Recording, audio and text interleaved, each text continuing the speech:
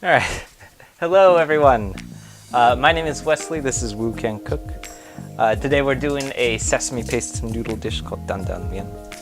More specifically, we're doing a sesame paste dandan mian that is loosely inspired by a vegetarian version that you can find at a pop-up here in Oakland called Good to Eat Dumplings, which is a little bit misleading because I think probably their most popular dish is their noodles. I want to say.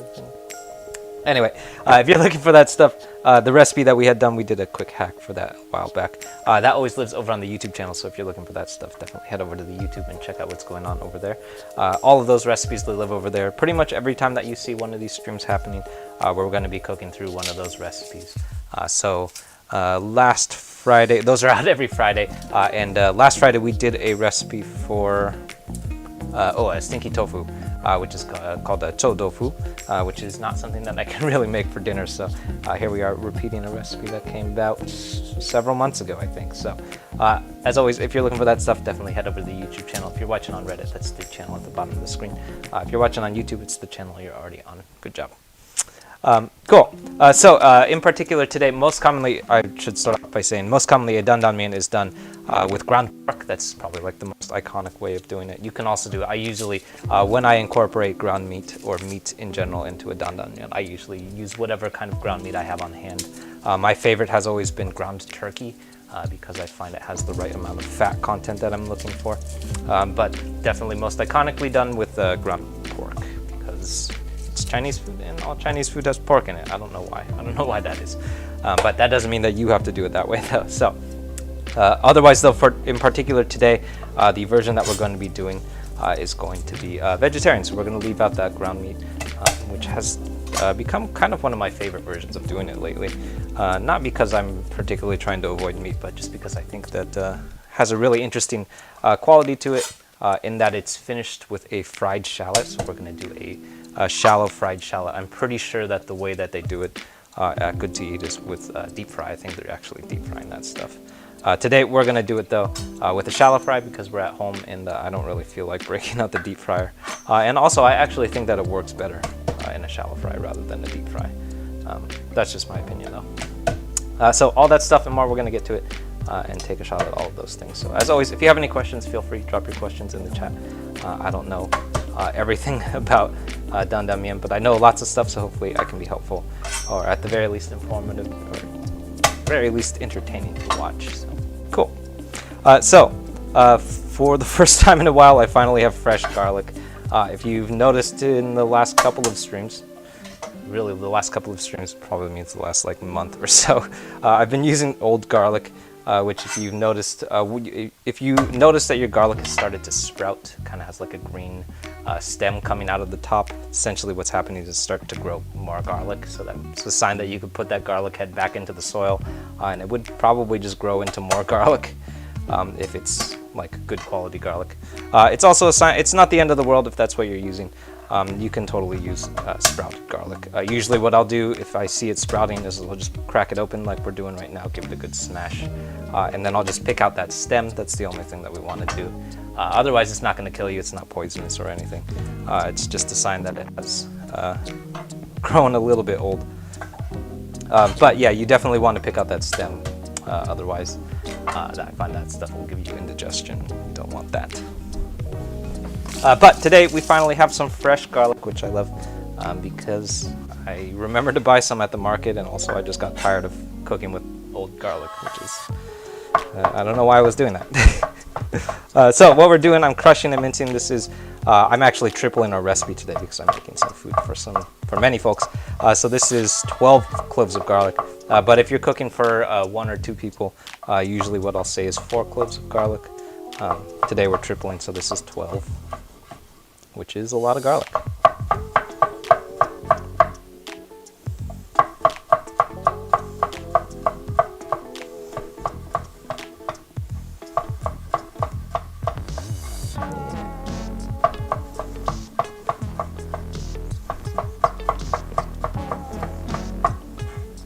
Also, I guess you could say if you're cooking 12 cloves of garlic. You could also just call this about half a head. That's, I think, about what we ended up using.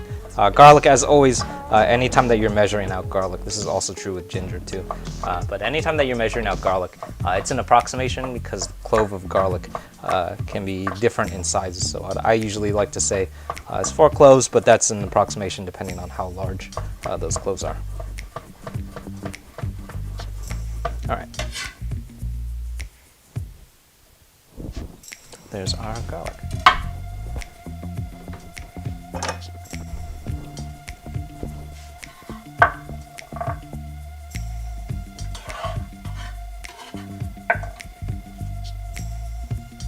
Cool. Oh, that's gone forever. All right. Next up, this is going to be our ginger. Usually, we'll say is we're looking for about an inch or about a tablespoon's worth of fine minced ginger. This today is going to be 3 inches again because we're tripling our recipe. But usually what I'll say is I think, in my opinion, the most accurate way of measuring out ginger is by how it measures out in tablespoons as a minced quality, which is difficult to measure because that means that you don't actually know how much ginger that you need to peel or chop before you start working at it. Which is a little bit tricky. But the reason for that is because ginger has this ability to grow in very weird and odd shapes. That's because it's a root. It's growing like the shape of a root, which is weird shapes. So the trickiest part about it is figuring out how much of it that you need to chop before you start chopping it. So what we're doing here, I'm going to do fine mince, which I like to do by starting out with what's essentially I guess like a medium dice. Yeah, this is more or less what I would do if I was dicing.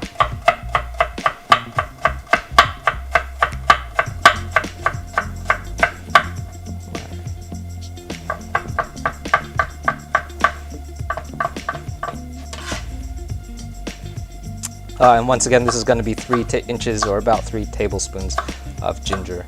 If you're cooking for 1 or 2, though, I would say about a single tablespoon or about 1 inch's worth of ginger.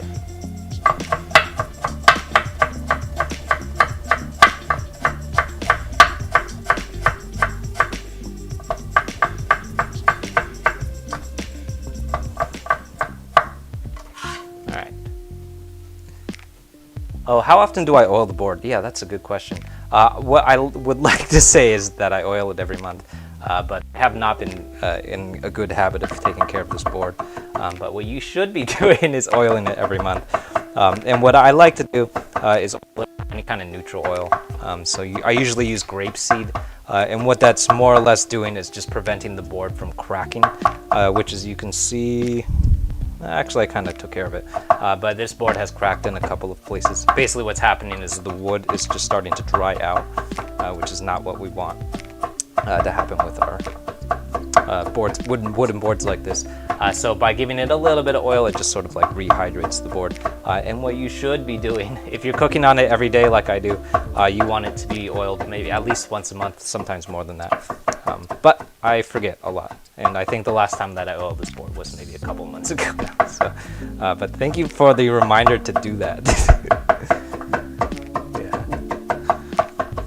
All right. This, by the way, is a large amount of ginger, and we're kind of bordering on almost that to the point where I want to take a shortcut. And if you're looking for a shortcut with ginger, the first shortcut that probably most people would take is a microplane. Microplane is a real easy solution to a huge amount of ginger like this, since if you don't want to do that fine mince. Break out that microplane, and that's going to save you some time. If you also don't want to clean your microplane, which is the reason why I never use the microplane, I find that for really large volumes of ginger, this is not quite the amount of volume that we want, but when I'm working with extremely large volumes of ginger, food processor works really, really well. Even with garlic too. And that's how we sort of like, when we're cooking for like 150 servings with the pop-ups and stuff, that's how we do it, is with a big old food processor. All right.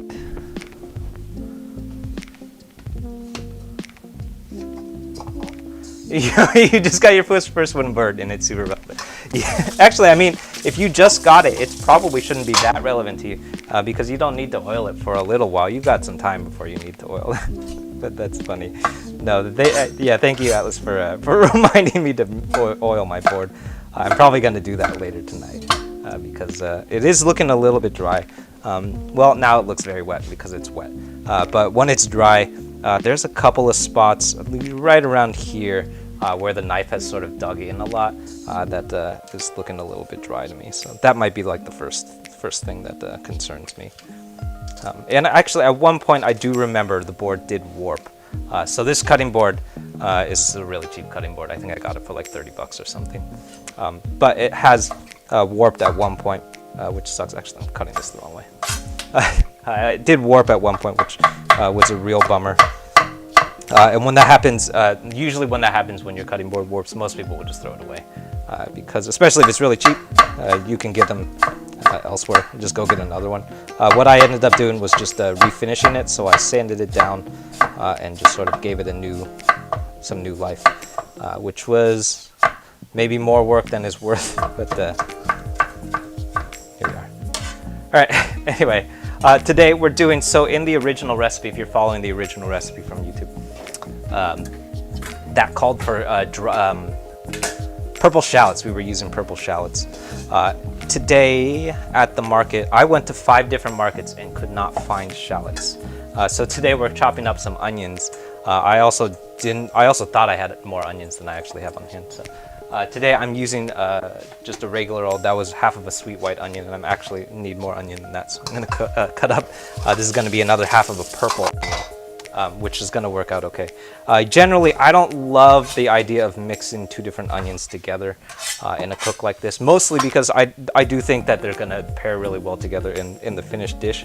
But the main reason why I don't love mixing them is because they cook at different speeds, because they have different sugar contents to them. So my main gripe with combining purple and white onions like this is that once they go into the fry, they're going to cook at slightly different speeds.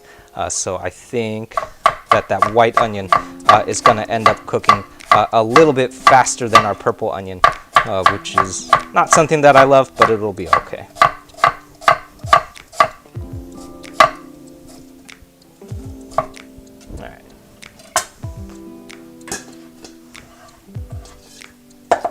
Wood oil, yeah, you could use wood oil. You want to be careful about using wood oils because it's got to be a food safe wood oil. So that's why I love using just like any kind of neutral cooking oil because you know that a grapeseed oil or like a canola oil is going to be food safe because it's the same oil that you use to cook with and is essentially achieving the same purpose. So, but wood oil, yeah, is something that you would use for like tabletops, stuff like that, anything that's wooden. That's not something that you eat off of, but the main important part when you're oiling a cutting board is first off is that you want to oil it often so that it doesn't dry up and crack. But secondly is the thing that you're using to oil it, you want to make sure that that stuff is food safe, which is not all wood oils are food safe. So you want to pay attention to that. Cool. Here's our onions. It is a combination of purple and white onions. I don't love that, but here we are. We're going to do it, and we'll find out what happens.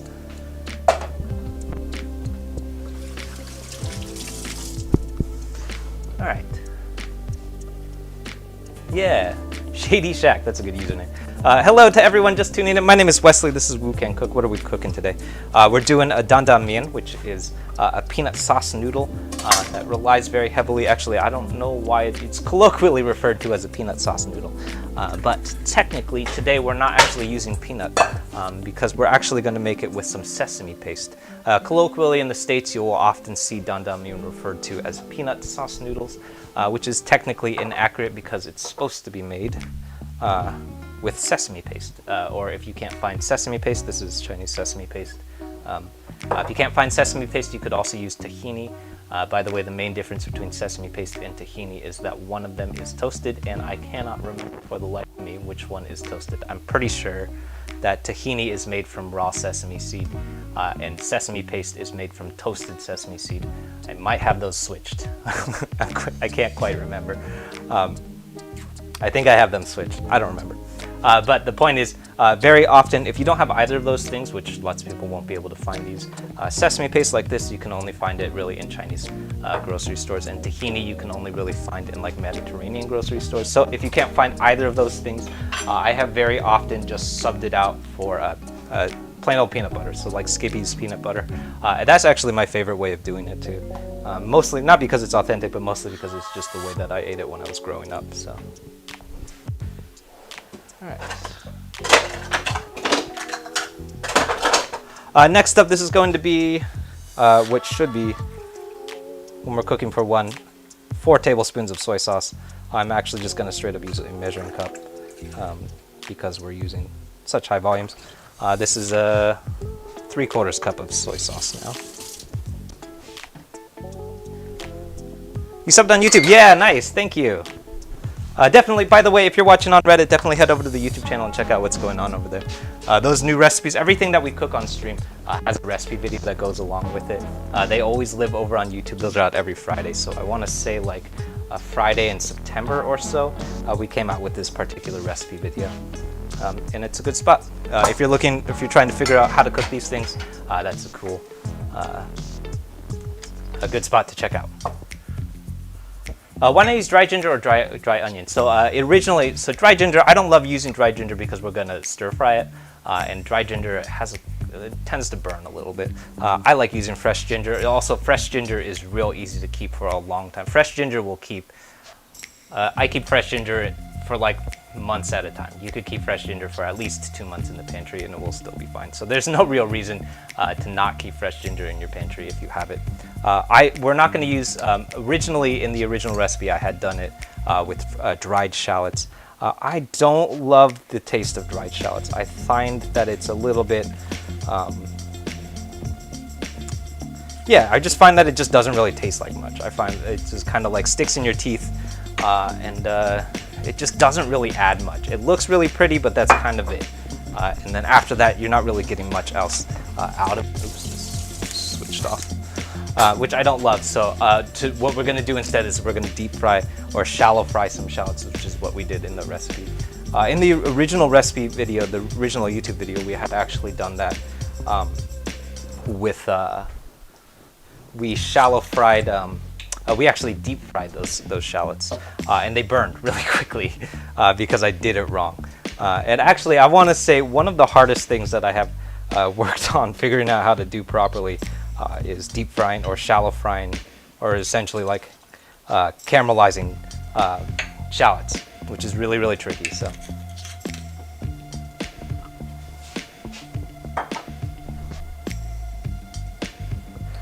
All right. So that was, by the way, we're tripling our recipe. I'm going to say that a few times because you will notice that I'm making a huge amount of a huge quantity today, which looks a little bit odd because we're using like straight up measuring cups and stuff. Normally, you'll see me just using tablespoons. But that was I'm gonna frame this if we were cooking for a 1 or 2 person meal. That was 4 tablespoons of soy sauce and then 2 tablespoons of rice vinegar and 2 tablespoons of Shaoxing wine. Once again, a reminder that I'm tripling things today, so if you're reproducing the things that we're cooking or if you're trying to cook along with me, definitely don't do what I'm doing because you're gonna end up with enough food to serve like 8 people, that's too much food.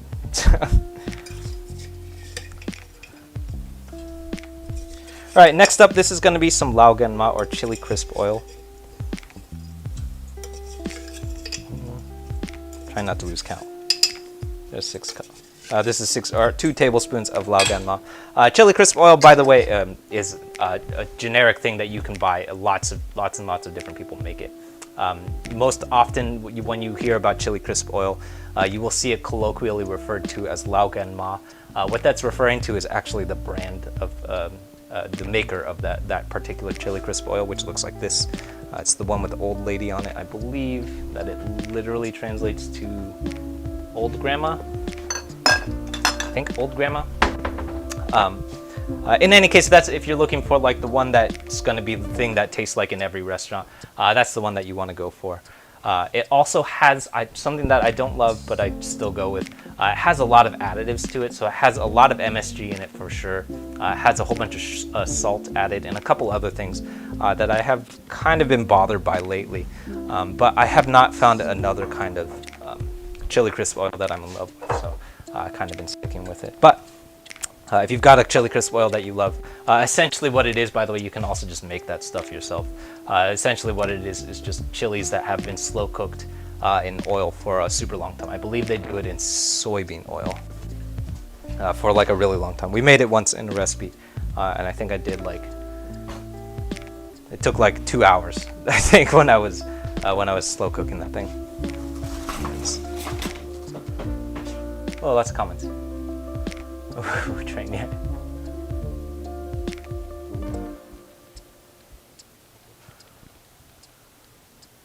Yeah, enough clips for a blooper reel. That would be... I'll know that I have made it when I can make a blooper reel. When I reach Jackie Chan status. MSG is awesome, yeah. By the way, if you're cooking Chinese food, you're gonna have MSG in it. And lots of people ask, actually, why I never add MSG to my stir fries. And the reason for that, so MSG, by the way, if you're looking for it, you can buy that stuff in the Ajinomoto packages, and it's basically just a powdered Ajinomoto. And you can like sprinkle it on top, which is a nice way to just sort of add a little bit of extra to a stir fry. If you don't particularly, I oftentimes, I should say, don't particularly find that I need to add that MSG. Mostly because, and the reason for that is because most, like I just mentioned, it lives in a lot of the sauces that we're using today. So for example, our lao gan ma and our soy sauce both probably have MSG in it. I know for sure that the lao gan ma has MSG in it. Definitely the soy sauce has MSG in it too. And I believe actually the Shaoxing wine that I'm using has MSG in it added too.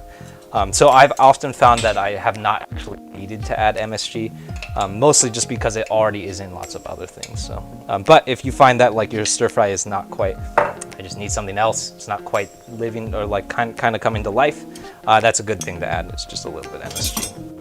But I found that like if I find that I'm adding MSG, it probably means that I did something wrong. That, like the stir fry it's not quite working. Something went wrong, so I'm adding MSG. It's kind of like my oh shit solution to lots of stuff. All right, so that was 2 tablespoons of sesame paste. Or what was 6 tablespoons for me? The most important thing about sesame paste, just like peanut butter, is that it clumps up like this. So we have these big old clumps of soy sauce, or excuse me, sesame paste. So what I want to do here is I'm using a fork. You could also use a whisk, and then we're just going to kind of break up those big clumps of peanuts or sesame paste. We don't want that to be all clumped up when it heads into our wok fry, because that's probably going to not come apart, which we don't want. We want that stuff to be broken up before it gets into the wok. We don't want to rely on the wok cook to let this stuff break up on its own, because sometimes it will come apart, sometimes it won't come apart, kind of depending on like honestly just how like the wind blows. So you don't want to depend on it to come apart in the wok fry, because if things really go wrong, and things have really gone wrong for me in the past, that stuff will just sort of like clump up, and then you'll have big clumps of sesame paste later on, which is no fun. So I'm using a fork. You could also use a whisk, and then we're basically just going through and breaking up these big clumps to make sure that they're not going to clump up in the wok fry. Yeah. Can you put it in a blender? Yeah, you could do that too. I don't love the idea of doing that because the chili crisp, it also has this nice integrity to it. It's kind of part of the reason why I love chili crisp so much, is because it has big old flakes of chili. So we have these nice big flakes of chili. It also has some soybean in it too, which we want. That's a nice bite to it. It's going to add some nice crunch to the finished dish. If you throw it in a blender, you're basically just going to pulverize that stuff. If you really don't want to deal with what we're doing right now, you could do that before you add that chili crisp oil. And that would probably work fine too. As other people who have watched these streams know, I'll generally go out of my way not to use anything other than a spoon and a fork, because I don't want to clean the blender. That's more work than I want to do. All right, so that should do it. There are still some chunks going on. I'm okay with that because I'm going to roll the dice on that. But for the most part, we'll cook most of those things up. Oops, I forgot to chop these.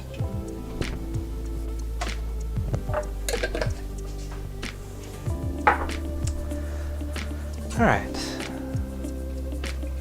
Yeah. Cool. Last up, so this is some green onions, which we're gonna chop up. I meant to chop them earlier, but I forgot because I wasn't paying attention. I was talking too much.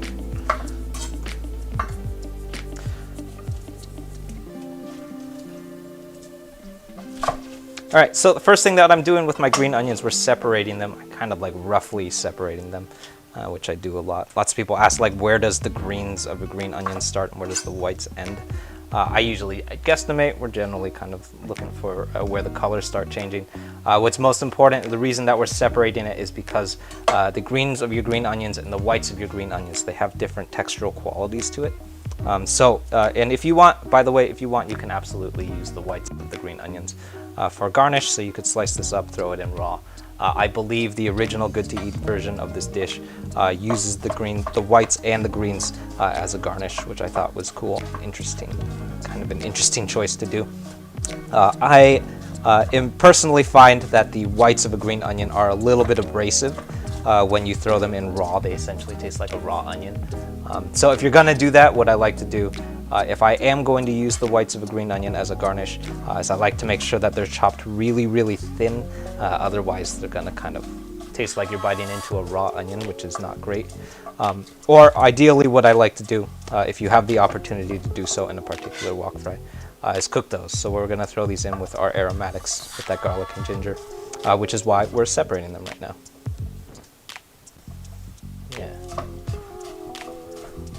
Love, capital LOVE exclamation. That's the first time I've seen that award. Thank you, though. That's cool. I love seeing awards that I've never seen before.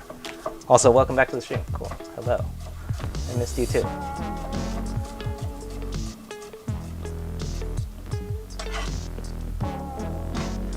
Rice vinegar and soy oil. Yeah, that's a good start. That's a good place to start. All right, so if you're cooking for 1 or 2 people, that should be about 2 to 3 green onions, I would say. Today we're using, I think that was like 6 or 7 green onions, because I'm cooking for 6, I think, 6 or 7. Hopefully I counted right. So we're gonna throw these in. These are gonna go into the wok fry with our garlic and ginger. And then I'm gonna take these greens that we just reserved. We have these nice, rigid green onions. By the way, if you have old green onions, which I happen to have right here, they look like this. You can also eat this stuff if you want to.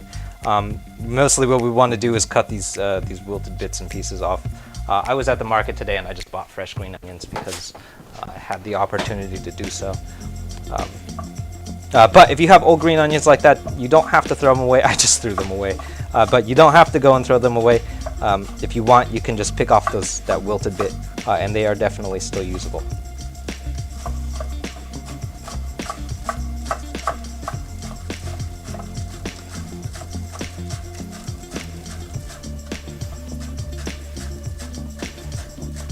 All right, so here's the greens of our green onions. It looks like a lot of greens. We're gonna use these all for garnish, which I love.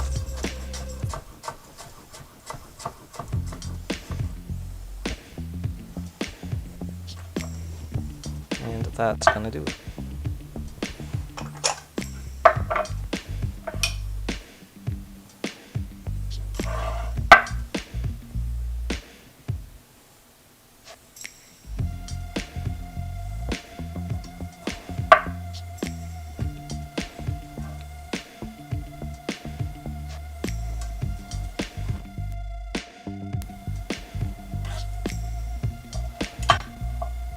All right.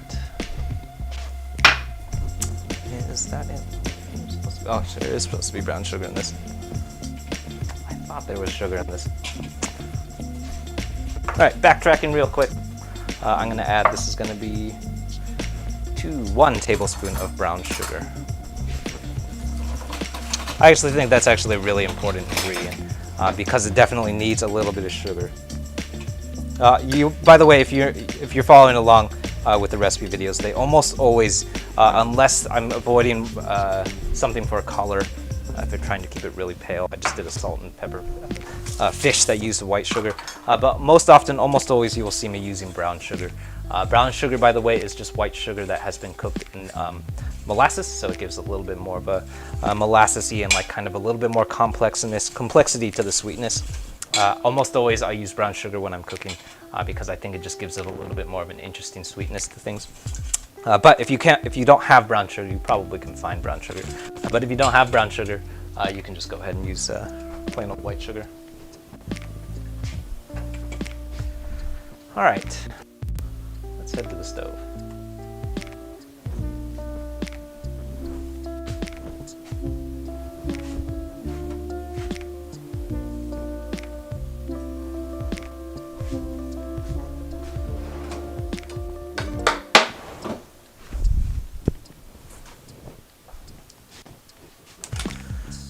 Cool, so over on the stove, I've got my wok. We're gonna get this. This is a cold wok, by the way. Very important. One of the first things that I learned about frying shallots is that even if you're doing it in a wok, it's gotta be done in medium to medium-low heat. What we're trying to do right now, by the way, is we're not trying to flash cook anything. What we're gonna do is caramelize and deconstruct these onions. So they're gonna caramelize, we're gonna pull all of that moisture out. What happens when you pull the moisture out of an onion is that it reduces and it kind of brings out all of those sugars in the onion instead, and it becomes what we call caramelized. Now, that doesn't work if it's cooking on really, really high heat, because essentially all that's gonna happen is you're gonna get a burnt onion, which is not what we're after. So what we want in our wok, which is very weird to say about wok cooking, but what we want is relatively low. We want like medium to medium low heat. I'm at, just under medium heat, which is gonna do well for us. And then this looks like a lot of oil, but remember that the alternative here is not frying. It would be deep frying, which would be like 24 ounces of oil or more, which is a lot more oil than this. Which, by the way, is one of the reasons why I love shallow frying, is because it can save a lot of oil.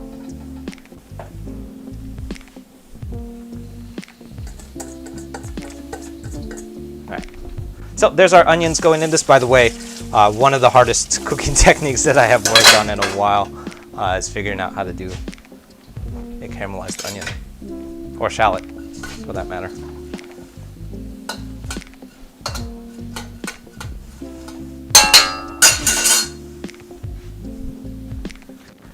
Cool. So we're gonna let that go for, I don't know, maybe 5 minutes or so. We're really gonna let that cook nice, low and slow, and that's just gonna give us this nice deep and caramelized quality to it. Once again, I don't love the idea of cooking two different types of onion in the same batch, like we're doing right now. And the reason for that is that I find that those two different colors of onions, they're not just different colors, they also contain different amounts of sugar to it, which means that they cook at different rates. So if you combine them like that, what we're doing right now, they may or may not cook evenly, and we might end up with different qualities to the two onions that we're cooking. I think if we navigate it carefully, we pay attention, I think we'll be okay. But don't do what I'm doing. If you're doing this yourself, use one kind of onion. You could either use a purple onion or a white onion. I would not recommend using both purple and white like we're doing right now.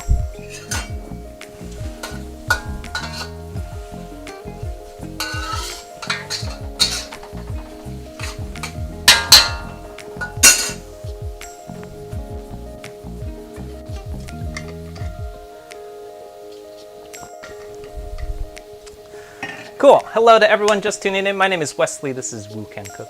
If this is your first time tuning in, we're here every Tuesday at 6:30 PST with new recipes out on my YouTube channel every Friday. So, by the way, if you're looking for the content, the new long form recipes, those are out every Friday. The new short form recipes are out every Monday, which if you follow this channel from gift recipes, those are the short form ones. They're 1 minute long. And then the beats, all of the music that's under the voiceover, those come out every Wednesday. So all of that on the YouTube channel. So if you're looking for that stuff, definitely head over there. We're working our way up to 6,000 subscribers by the end of the month. So if you want to help us hit our subscriber goal, please hop over and subscribe. Only if you're interested though, please don't subscribe if you're not interested. I don't know why people do that. Weird. All right. So we're very gradually bringing up a little bit more heat, introducing a little bit more heat to our fry here. What we want to do, and this is very useful to have a gas range for, by the way, is we want to kind of like ride the heat here. So I'm on like just past medium heat, so we're kind of coming up closer to higher heat. And probably towards the middle, once those onions start cooking a little bit, and once we start getting more of a cook going on our oil, I'm probably going to bring that oil down to So again, very useful to be able to rapidly change the temperature of your pan and your fire, which I find works much better on a gas range. But if you've got induction and you know how to navigate that, more power to you. Also very important to note the cookware too. A carbon steel wok like this is very, very thin, which gives us the ability to rapidly change temperatures in the wok like we're doing right now. If you were doing it in a heavy bottom skillet, like a cast iron skillet or something similar, you would not be able to rapidly change temperatures like this. Because the cast iron has so much heat retention, it's basically just going to heat up and it's going to stay that temperature for a couple of minutes even after you turn the fire off, which is a little bit troublesome for what we're doing right now. So cast iron, very useful for many things, very, very versatile, not something that you want to do a caramelized onion. It smells great, yeah. Thank you. It does smell great. I wish you guys could smell it.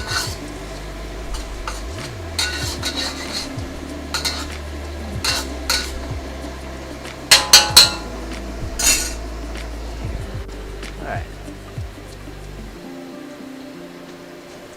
Cool. So a couple things are happening right now, you'll notice. So our onions are very gradually giving up their water, which is making them a little bit more loose and kind of more limp.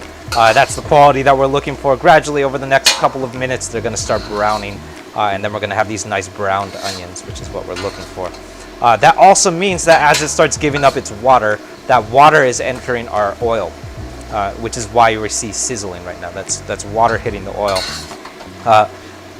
That's okay, that's kind of the whole point of what we're doing, but what that means is that as more water enters the oil temperature is also going to drop. Because water plus oil, the oil is expending energy to burn off that water, and as that kind of keeps happening, we get more water to the oil, more energy spent burning off water, which is the reason why, by the way, that we need to keep bringing up our fire, is because we need to keep compensating for the fact that the temperature of the oil is going to continue to drop as more water sheds into the oil. Over time, once our onions give up all of their water, we're going to also need to bring the temperature back down in order to compensate for the fact that the oil will have evened out at a certain point. But right now, as it starts shedding water, we want to keep that fire relatively high. We're at like medium-high heat right now. Peppermint Minoke is a great username. I love it. Yeah, let me know if you try it. Let me know how it goes. Lots of people like to post photos on the subreddit too, so you definitely head over there. By the way, if you're looking for the recipe that's over here, I think this is the right recipe. I don't remember if I checked this link, but I'm pretty sure that's the recipe. The recipe video, by the way, a lot more useful than the live stream. So lots of people try and like reference the live streams when they're like trying to cook the thing, which is kind of hard to do because this is going to be like an hour-and-a-half long video. And that's going to be pretty annoying to sort of like scroll through, I bet. So the recipe video, though, nice and concise. I don't tangent quite as much, and I don't like lose focus. So a little bit more useful, a little bit easier to follow, and also has nice bookmarked spots so that you can kind of backtrack, move backward, and move forward, and know exactly what you're supposed to be doing. Yeah. There's a lid to prove that there won't be a fire. Yeah, actually, so maybe you could see it in this camera. There's a lid right there. But yeah, the only time that I've set the wok on fire is in the wok burner. So what I've found, I actually don't know that this is necessarily true, but in my experience, the only time that a wok is going to set on fire is that if the oil gets too hot. And that has only happened to me on commercial burners and a wok burner in general. I don't think that you can get a wok hot enough for it to catch on fire on your home range unless you've got a really, really powerful home range. One of the first time that I used a wok burner though was when I acquired the gear for the pop-up. And the first time that I used it, I turned it on and then I treated it like I would at home range. So I just cranked the fire all the way up, which is a big mistake, by the way, because a wok burner, our wok burner, it shoots out 200,000 BTUs. This is probably kicking out, I think, something like 25,000 BTUs, which means that it was going way, way hotter than the home range is going. So when I put as soon as I put the oil into the wok burner, into the wok, it immediately caught on fire, like a big fire, like a big old fire, and that was the first and not the only time. I think it was maybe one of 3 times. It was definitely the first time that I started an oil fire. So the only other time that really happens, now I know not to turn. You probably never need to turn a wok burner all the way up, but no, the only other time that really happens is if sometimes we like stand by the wok burners when we're doing pop-ups, so we'll like let it go and just sort of like burn while we're waiting for the next order or while we're prepping the next order. Just sort of like how you would do like a griddle top or something, right? So you're kind of just letting it burn. If you let it burn for long enough at a medium enough heat, so if it's going at like medium heat, like a relatively normal cooking temperature, but you leave it for long enough, if you let that thing go for like 5-10 minutes, that thing will get very, very hot. And then when you go and try and put oil into it, it will catch on fire, which is not a good thing. And yeah, I think that's the only other times that I've set the wok on fire. That's when I'm not paying attention, basically. And yeah, rose gold tree, by the way, that, yes, by the way, is the only time that you need a wok lid. Well, that's not true when I'm like braising stuff. But it is also a good reason to have a wok lid on hand, is to sort of cover up. If you, by the way, catch the oil on fire, cover it up, don't smother it, because you'll probably just spread oil everywhere. And obviously, everybody knows this. I hope everybody knows this, but with oil fires, never throw water on it because it's just going to catch the water on fire and it's going to spread oil everywhere. So we don't want to throw water on it, and we also don't want to throw a towel on it because it's probably just going to catch the towel on fire. What we want to do is cover up and cut the oxygen off, so that's what our lid is for.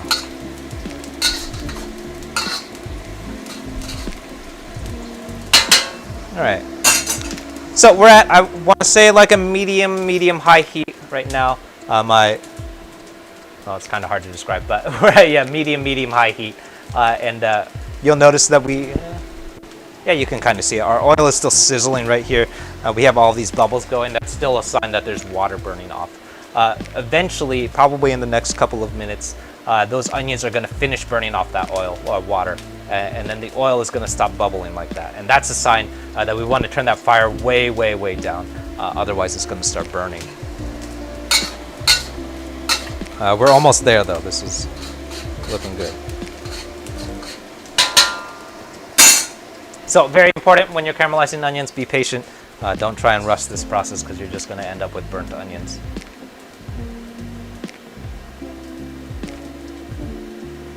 Yeah, migraines, definitely. I have gotten a fair share of migraines from MSG. I think, at least for me, that only happens when I have too much MSG.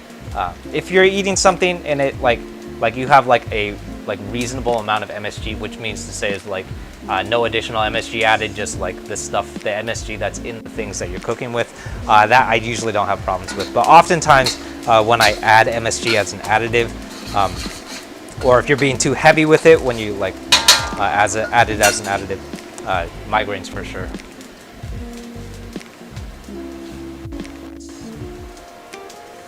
Yeah. Cool.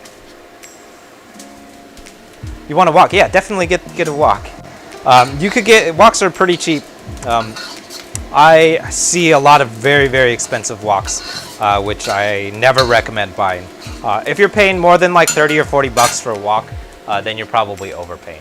And I have seen a fair share of like $100, $150. I saw one wok that I really want, but I will never buy, for like $500 or $600. It was like hammer copper-plated wok, which you don't need. That's unnecessary. But yeah, a wok should not cost more than like 20 or 30 bucks. This one was, I think, like $18. The only real problem with a wok is because of its size and shape. They're really annoying to store. So this one, I keep mine in the oven, so I just keep it down here. But if you don't like having something in your oven, it's really annoying to store because it's a very large shaped thing. Otherwise, I have 6 of them. We keep the other 6 hanging on the walls in the garage. That's the only other way I've figured out how to store those things. Ooh, raw onion or raw garlic, yeah, that will do it for sure. Very pungent and fragrant.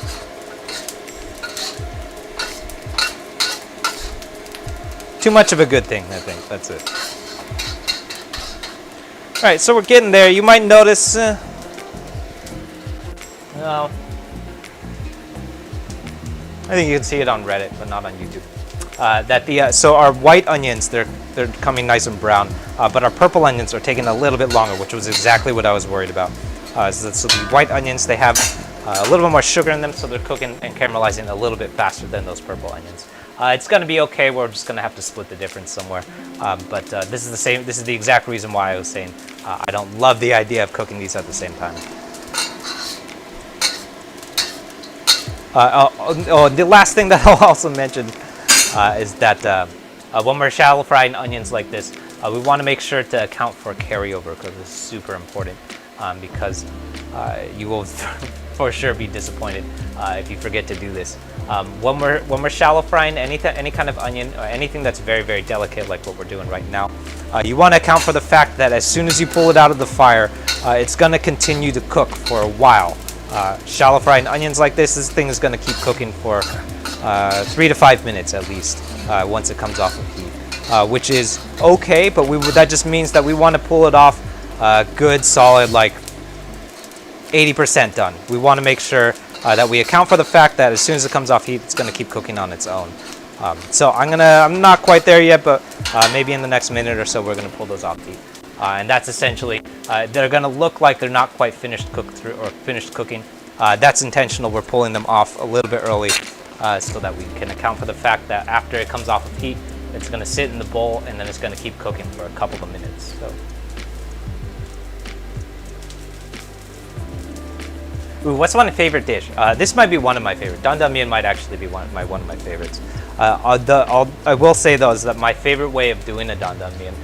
This one I've actually been really into this particular recipe. But one of my favorite ways of doing the dan mian is actually with peanut butter. I usually just use like straight up Jiffy or Skippy peanut butter. And the reason for that is because that's how I grew up eating. That's how my parents cooked that stuff. That's definitely a very, very Americanized approach to dan mian. But I love it, and I find that it's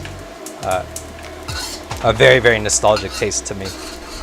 Also a very, very common sub here in the States, because tahini and sesame paste can be a little bit tricky to find. Alright, so this looks like, I want to say we're about 80-85% done. I'm going to pull this off heat now, and then once we're going to throw this into a bowl, and this is going to keep cooking on its own.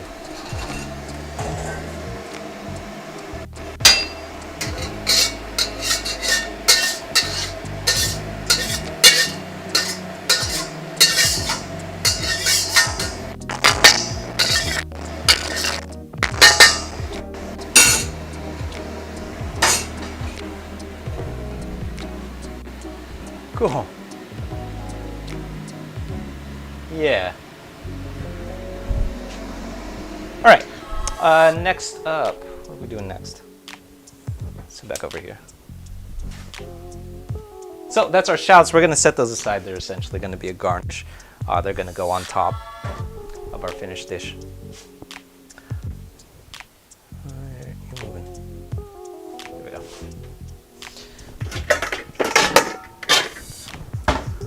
Alright, so next up what we're going to do is, first thing I'm going to do before we do anything else is I'm going to weigh out these noodles.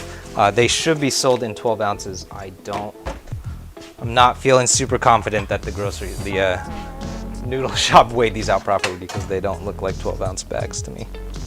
If you're cooking for 1 or 2, we want 12 ounces though. This I think is going to be closer to 3 pounds. Well, you were wondering how? Yeah, if you can't find sesame paste, by the way, you can find that stuff in Chinese grocery stores. Pretty much any Chinese grocery store, you'll find sesame paste.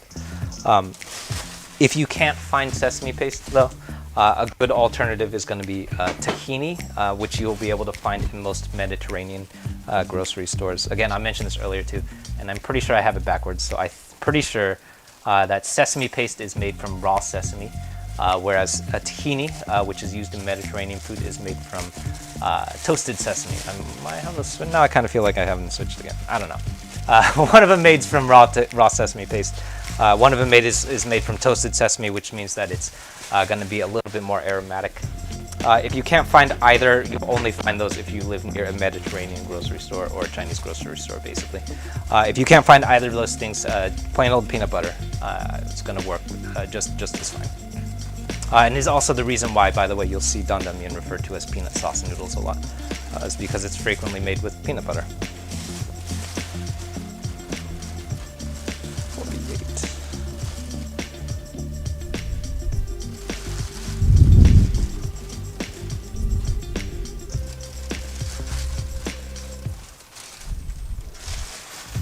Huh, exactly 48 ounces.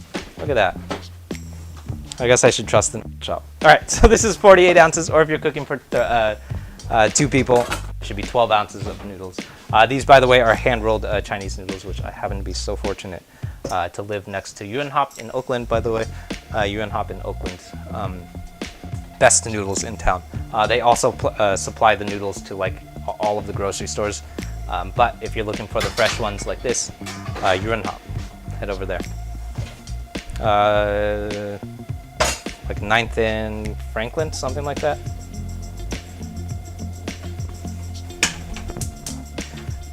All right, so what we're doing, I just quickly measured that out.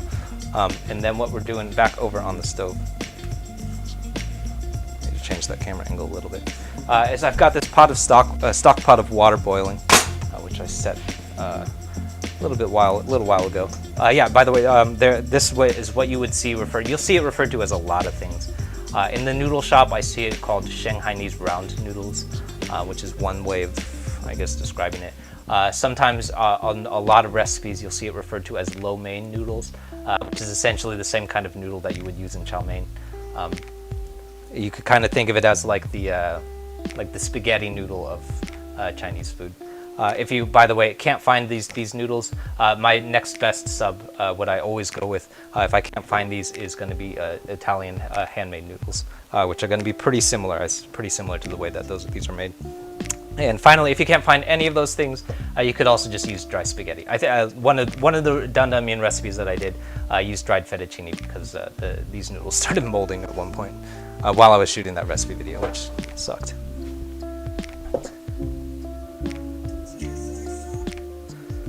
All right, so what we're going to do is I'm going to drop these noodles into a rolling pot of water, and then we're going to let this go for 2 minutes. So I used to do is soak these in boiling water for a really, really gentle cook, which was a little bit too gentle because it would take a really long time. It would take like 5-6 minutes, which is longer than I want to wait. So I'm throwing it into a rolling pot of water, but we're going to be really, really brief with this. So we're going to let these go. This is going to take about 2.5 minutes. So super important, we want to be accurate with how long that we're cooking this stuff. Not 3 minutes, not 1.5 minutes. We want to stop it on a dime.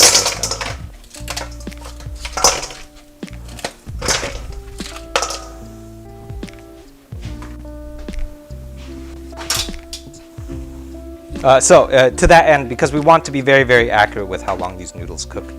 Just like those shallots, these noodles, they can carry over cook really, really quickly because of how delicate they are. So what I like to do is once we pull them off heat, what we're going to do is toss them in. This is going to be a quick ice bath. So it's just ice plus water. And that's going to allow us to be a little bit more accurate and precise with how long the noodles cook for.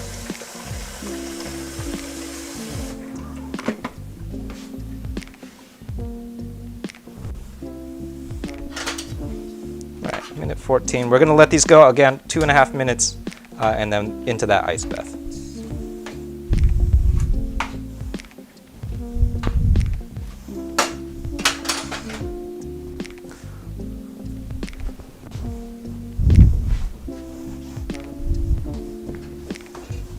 All right.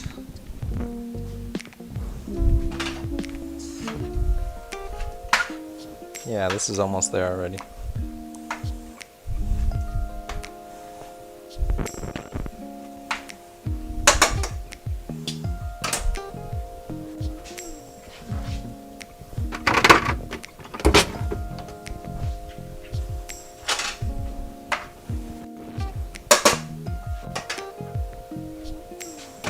Cool.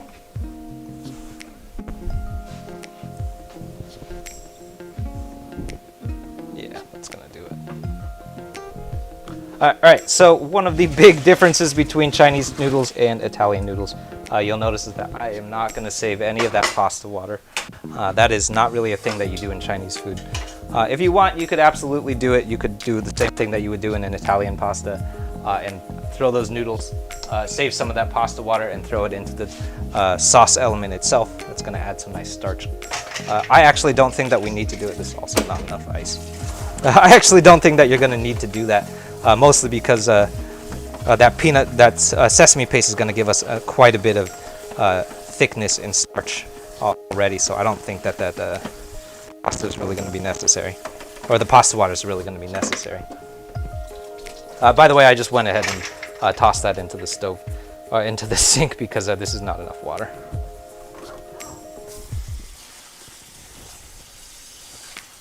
I forgot how much noodles I was making. So what we're essentially doing is we're tossing this in a nice ice bath, so ice water plus, which is going to allow our noodles to stop cooking very, very accurately, because they're basically getting doused in ice water, which is super, super important with noodles like this because of how delicate they are, how quickly they cook. If we don't stop them accurately, that stuff is going to overcook real fast.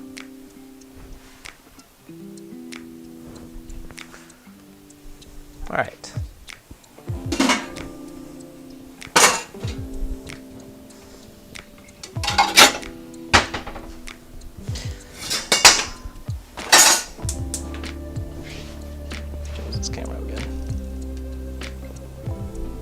All right, so last up, we're gonna do our stir fry today, which is literally just three things: is the garlic, ginger, and the greens of our green onions.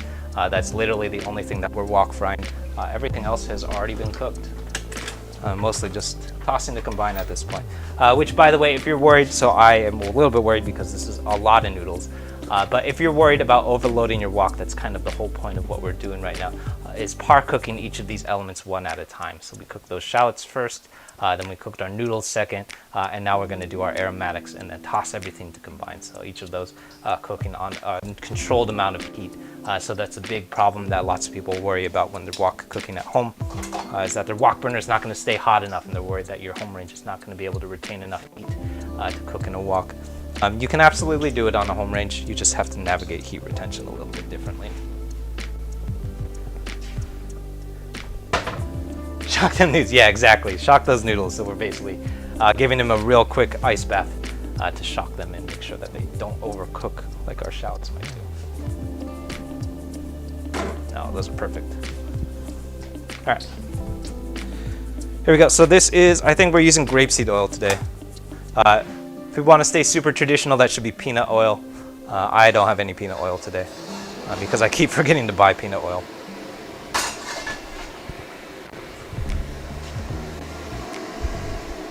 So here's this is our garlic going in, followed by our ginger.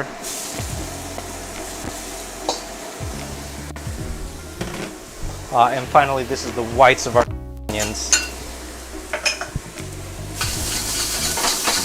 And then we're going to bloom these for about 15 seconds. Mostly what we're looking for is a nice fragrant and aromatic quality to them. So once they start really cooking, you should start smelling garlic and ginger and onions. That's generally a sign that you're in a good spot.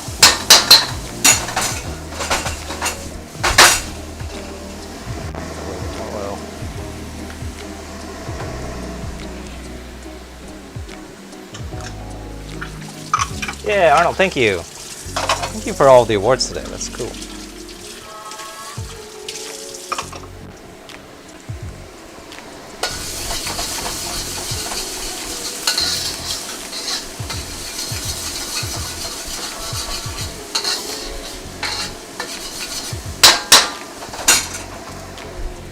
Cool. Feed us, yeah. This dish, by the way, if you're Bay Area local, you can find our pop-up. We're not gonna. I don't think we're gonna do noodles anytime soon because it's a whole different ballgame. But a lot of the things that we cook on the stream, they're at the pop-up. So if you're in the Bay Area, in Oakland, we're all over the Bay Area, and can get most of these things. Next, we're at this Friday we're gonna be at Federation Brewing. in downtown Oakland. So if you're here in Oakland, come find us, Federation Brewing, Jack London Square area, pretty much the entire time. So we're going to be there, I think 1 to close, which I think is closing around like 10 or 11 o'clock.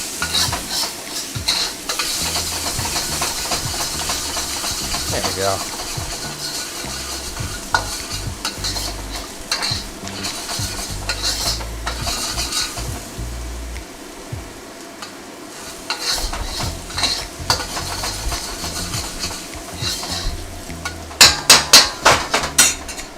So I'm letting this go for a little bit longer because we're cooking a huge amount of garlic and ginger.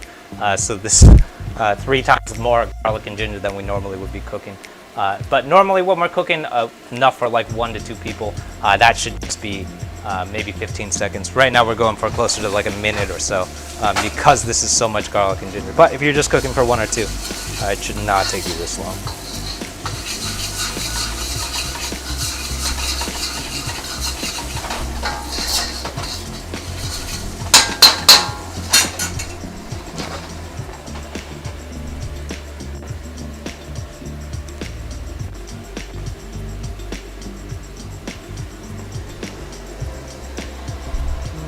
Yeah, let's go for it.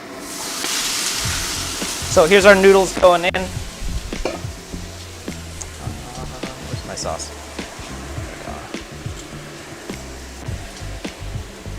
Followed finally by our sauce element.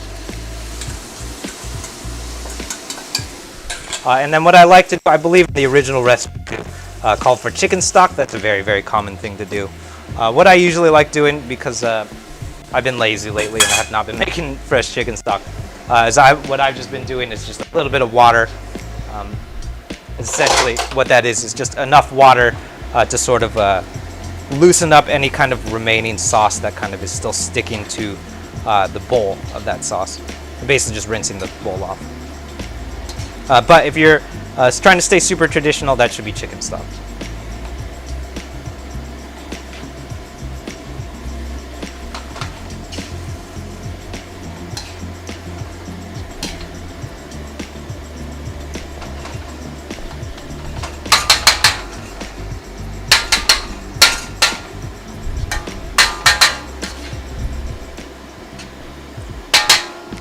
All right, so I'm gonna let that go for maybe a minute or 2. Basically what we're looking for is some of that sauce to kind of come up to temperature a little bit. And then we should be good to go.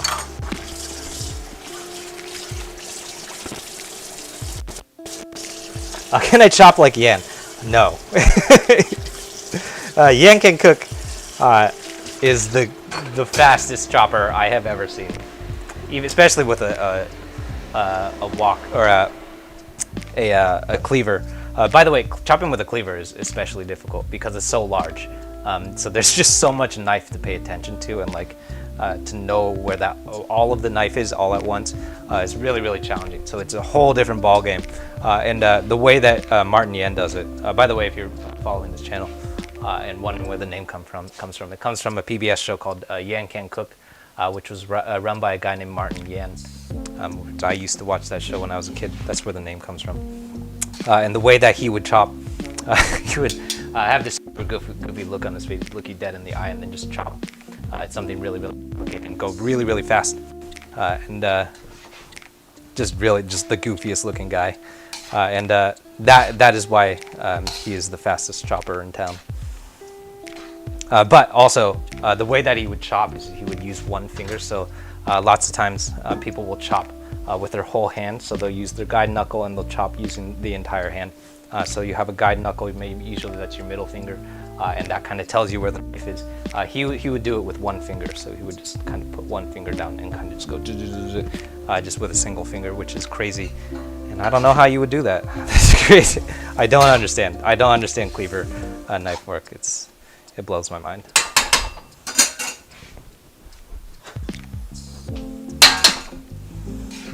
All right.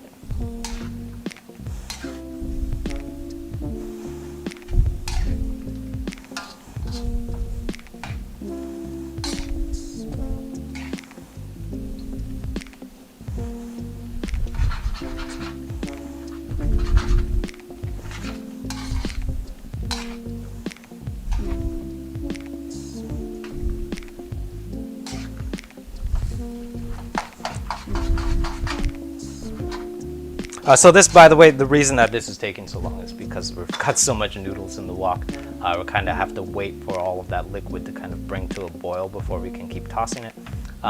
If we were in a wok burner, it wouldn't be quite as much of a problem because the wok would be nice and hot still. The reason that I have to keep stopping is because the wok is not staying hot enough to kind of keep all of that heat in. That's not the end of the world. We're not going to be cooking on medium heat because we're not technically cooking anything.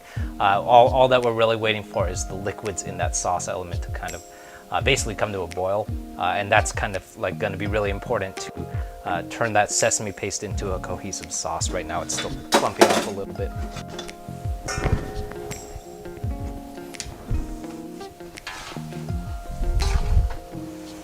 There we go.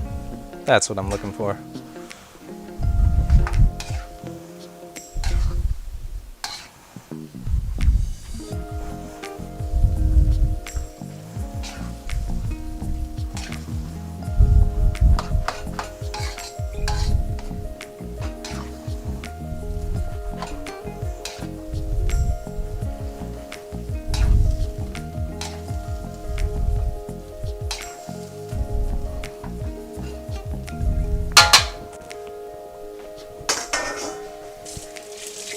This is life, yeah. Noodles are life. That is true.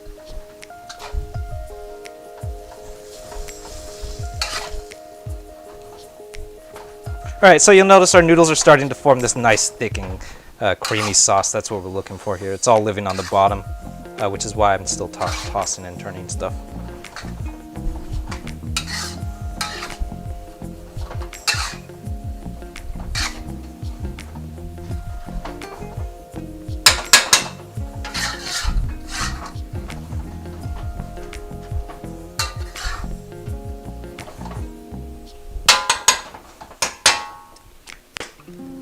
All right, let's get some food.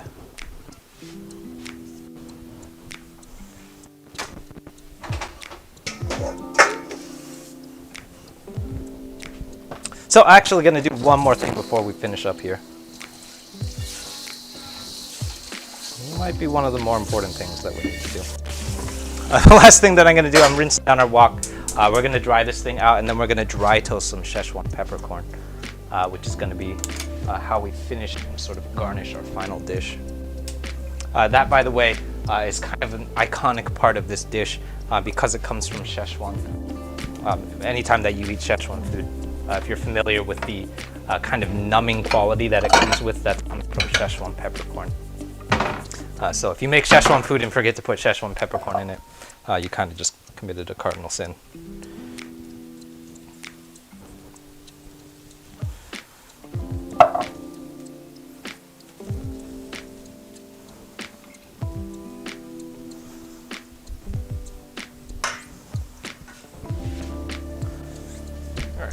So before we finish that up, let's back over here.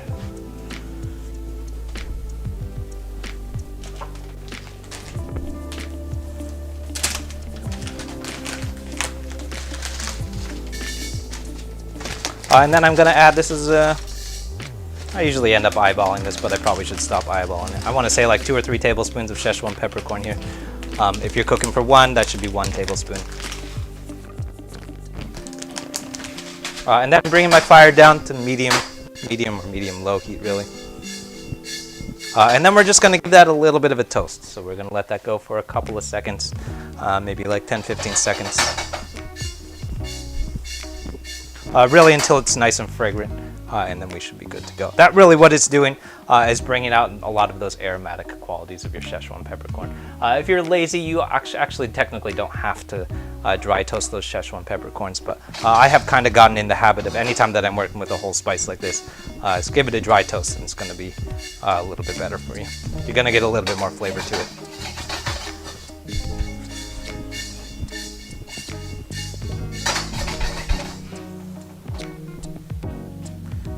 Yeah.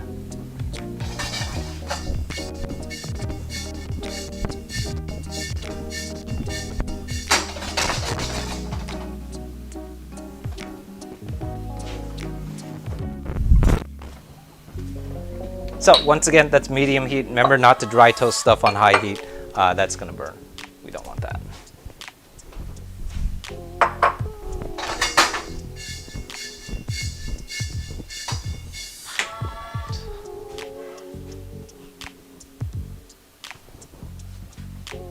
And then this is just a mortar and pestle. If you don't have a mortar and pestle, you can, I mean, if you don't have a mortar and pestle is really just a bowl with a thing to crush stuff. But if you really don't have any of those things, you can also put this into a pepper mill.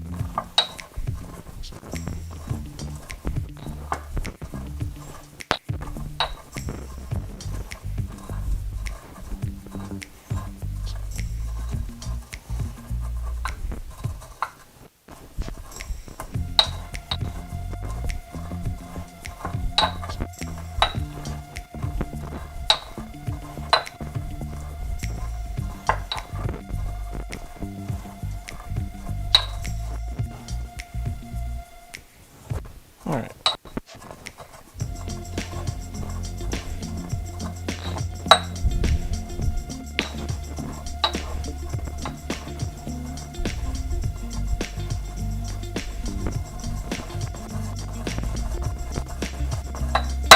There we go. That ought to do it. Let's finish this up.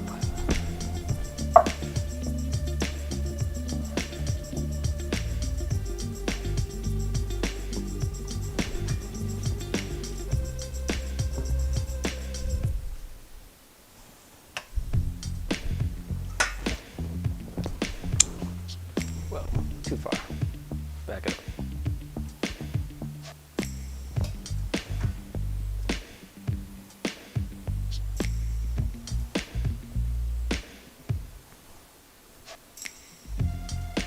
All right, so I'm garnishing that. That's our fried shallots going on top, followed by our greens of our green onions.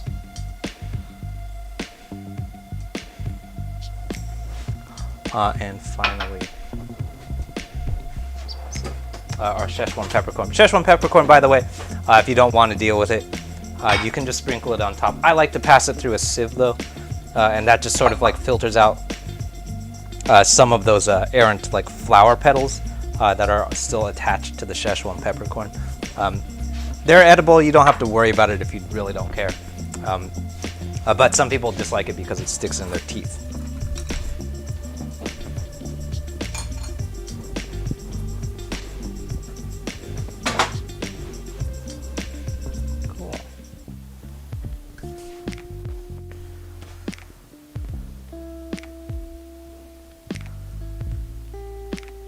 You say you can't cook a picture of chicken in 15 seconds. I believe that. He is crazy. I saw Kenji Lopez did a spatchcocked chicken, and I saw that he did it in something crazy. I think it was like under a minute. I think it was even less than. I think it was under 30 seconds, which is crazy. If you've ever spatchcocked a chicken, most people that will take a while. That will probably take you like good 15-20 minutes, which is crazy. But that was cool. I think it was on his Instagram or something. Cool. All right, thanks everyone for tuning in. My name is Wesley. This is Wu Can Cook. If this is your first time catching one of these streams, we're here every Tuesday at 6:30 PST with new recipes out on my YouTube channel every Friday. So many Fridays ago was this dan mian, which is inspired by a version that you can find here in Oakland at a spot called Good to Eat Dumplings, which is located, I think, on 3rd and Webster or so, somewhere. I think it's like 3rd and Jackson, something like that, in the Jack London Square area. Lots of fun stuff going on over there. They're inside of the original Pattern Brewing Company. By the way, if you're here in Oakland too, we're going to be kicking off our pop-up at a physical location this month, this Friday at Federation Brewing in downtown Oakland in Jack London Square, right down the street from Good to Eat Dumplings actually, so that's going to be really fun. So if you're here in Oakland, come find us. We'll be there all day and all night too. Cool. Let me know if you have any questions. I'll be here doing dishes and stuff. And also, finally, if you have not made your way over to the YouTube channel, definitely head over there next and check out what's going on over there. All of those recipes are out every Friday. We also have the short form recipes out every Monday on the YouTube Shorts, and then all of the beats that are coming out every Wednesday. So those are the Wu Cooks beats. Some of those are on Spotify too, but we actually just dropped the Spotify track too. So Cool. All right, thanks everyone for tuning in. Definitely hit the YouTube up. Find us in Oakland if you're here, and I'll see you next Tuesday. Next Tuesday we're cooking. I forget. I think next Tuesday we're cooking. I think eggplant stir fry. Yeah, I think we're cooking eggplant. Oh no, Korean fried chicken. We're doing Korean fried chicken. That's gonna be real tasty. All right, thanks everyone. See you soon. Bye. Tastes like strawberries on a summer evening, and it sounds just like a song. I want more berries and that summer feeling. It's so wonderful and warm. Breathe me in, breathe me out. I don't know if I could ever go without. I'm just thinking out loud. I don't know if I could ever go without watermelon sugar high, watermelon sugar high, watermelon sugar high, watermelon sugar high, watermelon sugar. Strawberries on a summer evening. Baby, you're the end of June. I want your belly and that summer feeling, getting washed away in you. Breathe me in, breathe me out. I don't know if I could ever go without watermelon sugar high, watermelon sugar high, watermelon sugar high, watermelon sugar high, watermelon sugar